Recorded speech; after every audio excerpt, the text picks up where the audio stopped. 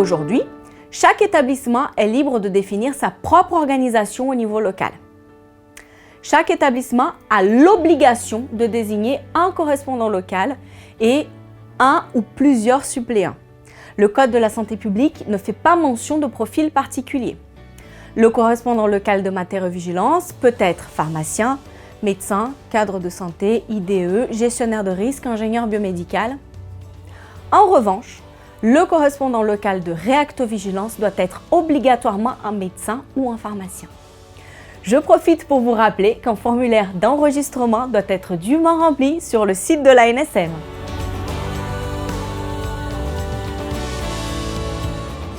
La mission principale du correspondant local, vous l'avez compris, est de transmettre à l'ANSM tous les signalements obligatoires ou facultatifs relatifs à des incidents ou risques d'incidents.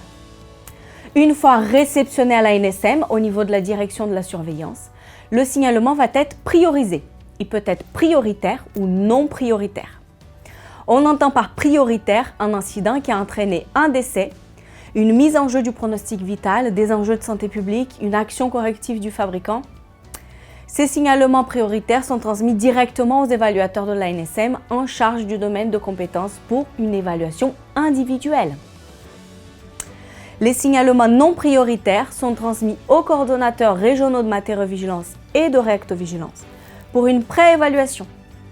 Ainsi, en fonction de la gravité des conséquences cliniques et du dysfonctionnement, une procédure d'évaluation individuelle ou statistique sera choisie.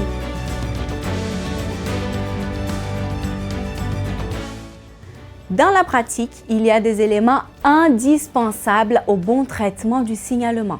Le contexte de l'incident, le lieu, le jour, l'heure, la présence de professionnels, l'état du patient, les actes pratiqués, la description de l'incident avant, pendant ou après utilisation du dispositif médical, s'il y avait une programmation du dispositif, son niveau de batterie, l'activation d'alarme pour les équipements et les dates d'implantation et d'explantation pour les implants.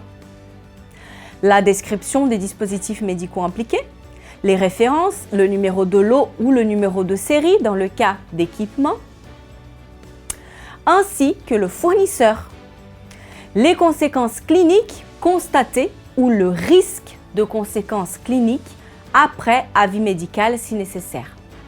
Précisez si le dispositif médical a été conservé ou non. Surtout s'il y a des éléments qui sont inconnus, n'oubliez pas de le préciser dans votre déclaration. Tout champ vide est une source de doute.